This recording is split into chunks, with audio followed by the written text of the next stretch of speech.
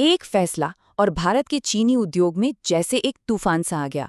रातों रात कुछ कंपनियों के शेयर आसमान छूने लगे।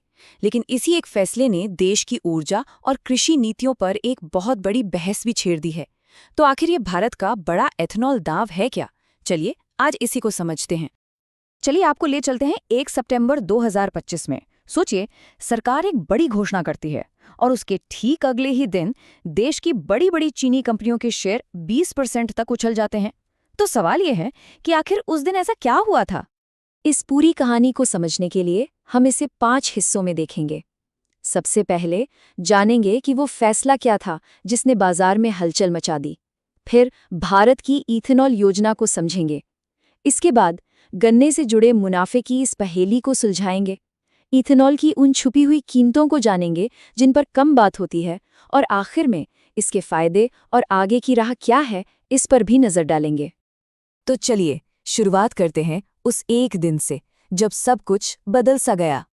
तो हुआ ये कि 1 सितंबर को एक नहीं बल्कि 2 बड़े फैसले हुए। पहला, सरकार ने गन्ने से इथेनॉल बनाने पर जो पाबंदियां थीं उन्हें हटा दिया, और ठीक उसी दिन सुप्रीम कोर्ट ने E20 फ्यूल के इस्तेमाल के खिलाफ जो याचिका थी उसे भी खारिज कर दिया। इसका असर बाजार पर तुरंत दिखा। अगले ही दिन 2 सितंबर को चीनी कंपनियों के शेयर्स रॉकेट बन गए। अब ये तो हुई बाजार की बात, लेकिन चलिए जरा बड़ी तस्वीर देखते हैं। आखिर ये सब हो क्यों रहा है? सरकार का इसके पीछे क्या प्लान है? ये सब कुछ जुड़ा है भारत के इथेनॉल ब्लेंडिंग प्रोग्राम यानी EBP से। इसका सीधा सा लक्ष्य है पेट्रोल में 20% इथेनॉल मिलाना, जिसे हम E20 फ्यूल कहते हैं। सरकार का कहना है कि इसके 3 बड़े फायदे हैं। हम कच्चे तेल के लिए दूसरे देशों पर कम निर्भर रहेंगे, प्रदूषण कम होगा और हमारे देश के कृषि क्षेत्र को भी सहारा मिलेगा। और ये कोई छोटा मोटा प्रोग्राम नहीं है। आप अंदाजा लगाइए, सिर्फ E20 फ्यूल की मांग पूरी करने के लिए ही हमें करीब 10,016 करोड़ लीटर इथेनॉल चाहिए। एक्सपर्ट्स का मानना है कि इतनी सप्लाई के लिए करीब 1700 करोड़ लीटर की प्रोडक्शन कैपेसिटी होनी चाहिए, क्योंकि प्लांट्स हमेशा 100% पर नहीं चलते। खैर, अच्छी बात यह है कि हमारी मौजूदा कैपेसिटी करीब 1822 करोड़ लीटर है, जो फिलहाल तो काफी लगती है। अब आते हैं इस कहानी के सबसे दिलचस्प हिस्से पर, मतलब पैसा, मुनाफा और कंपनियों पर बना दबाव। देखिए, गन्ने से इथेनॉल बनाने के आप कह सकते हैं 3 मुख्य रास्ते हैं। पहला है सी हैवी मोलासिस, जो चीनी बनाने के बाद बचा हुआ शीरा होता है। दूसरा है बी हैवी मोलासिस, जिसमें थोड़ी कम चीनी निकाली जाती है। और तीसरा, सबसे सीधा तरीका है सीधे गन्ने के रस से ही इथेनॉल बना लेना। अब यहाँ एक बहुत ही दिलचस्प पैटर्न है।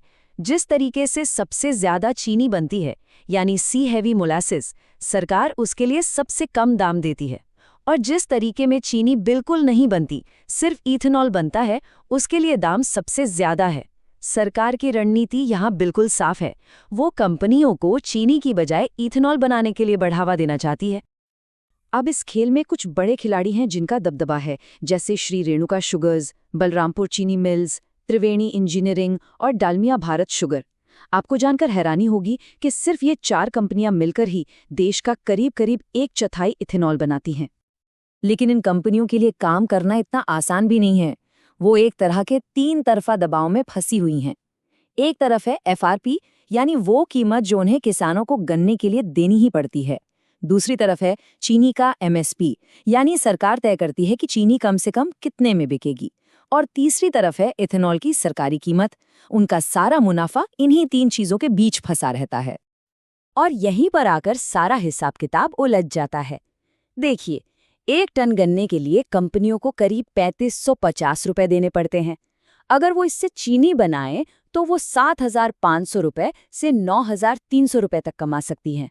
लेकिन अगर वो इथेनॉल बनाए तो उनकी कमाई सिर्फ 3936 से 5248 के बीच ही रह जाती है। मतलब साफ है कि कंपनियों के लिए चीनी बनाना अभी भी ज्यादा मुनाफे का सौदा है। तो असली बात यह है कि सरकार ने किसानों के लिए गन्ने का दाम, यानी कंपनियों की लागत तो बढ़ा दी है, लेकिन चीनी का न्यूनतम बिक्री मूल्य 2019 से नहीं बढ़ाया है। इससे कंपनियों के मुनाफे पर लगातार दबाव बना हुआ है। लेकिन ये कहानी सिर्फ पैसों और मुनाफे की नहीं है। इसकी कुछ छिपी हुई लागतें भी हैं, जिन पर बात करना बहुत जरूरी है। और यहाँ एक आंकड़ा है जो सच में चौंकाने वाला है। गन्ने से सिर्फ 1 लीटर इथेनॉल बनाने के लिए पता है कितना पानी लगता है? करीब 3000 लीटर तक। सोचिए ये कितनी बड़ी पर्यावरणीय कीमत है। तो सवाल ये उठता है कि क्या हम एक ग्रीन फ्यूल के नाम पर अपने सबसे कीमती संसाधन यानी पानी पर बहुत ज्यादा बोझ डाल रहे हैं? और ये समस्या उन राज्यों में और भी बड़ी हो जाती है जो गन्ने के सबसे बड़े उत्पादक हैं, जैसे महाराष्ट्र, जहाँ के 60% जिलों में भूजल का स्तर पहले ही खतरनाक रूप से नीचे जा चुका है। कुछ ऐसी ही कहानी कर्नाटक की भी है। इन जगहों पर इथेनॉल को बढ़ावा देना पानी के संकट को और भी गहरा कर सकता है। अब बात करते हैं आम लोगों की। उनके लिए भी ये अनुभव मिला जुला है। अगर किसी के पास नई BS6 गाड़ी है तो अच्छी खबर है, वो E20 फ्यूल बिना किसी दिक्कत के इस्तेमाल कर सकते हैं। लेकिन पुरानी गाड़ियों के मालिकों को शायद कुछ पार्ट्स बदलवाने पड़े और उनकी गाड़ी का माइलेज भी थोड़ा कम हो सकता है। तो इतनी सारी चुनौतियों के बाद सवाल उठता है कि क्या इस योजना के कोई बड़े फायदे भी हैं और क्या इसका कोई समाधान है? चलिए देखते हैं। चुनौतियां अपनी जगह हैं, लेकिन इस कार्यक्रम के 2 बहुत बड़े फायदे भी हुए हैं। पिछले 11 सालों में इथेनॉल ब्लेंडिंग की वजह से देश के 1.44 लाख करोड़ रुपए बचे हैं, जो हमें कच्चा तेल खरीदने पर खर्च करने पड़ते। साथ ही इससे कार्बन डाइऑक्साइड के उत्सर्जन में भी 73.6 लाख मीट्रिक टन की कमी आई है। तो आगे का रास्ता क्या है?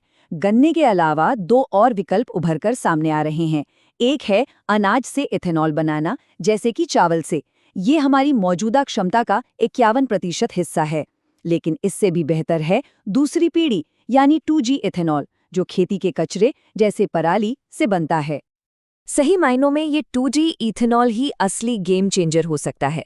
ये पानी और चीनी वाली दोनों समस्याओं को एक साथ हल कर सकता है। सुनने में तो ये कमाल लगता है ना, लेकिन इसमें एक पेंच है। इसकी टेक्नोलॉजी बहुत पेचीदा और 3 से 4 गुना ज्यादा महंगी है। यही वजह है कि इसे बड़े पैमाने पर अपनाना अभी एक बड़ी चुनौती है। तो आखिर में हम उसी बड़े सवाल पर वापस आते हैं। क्या भारत का ये बड़ा इथेनॉल दांव देश की ऊर्जा सुरक्षा के लिए एक मास्टर स्ट्रोक साबित होगा, या फिर ये अनजाने में हमारे चीनी उद्योग और कीमती जल संसाधनों के लिए एक नया संकट खड़ा कर देगा? जवाब शायद इतना सीधा नहीं है और इस पर सोचना बहुत जरूरी है।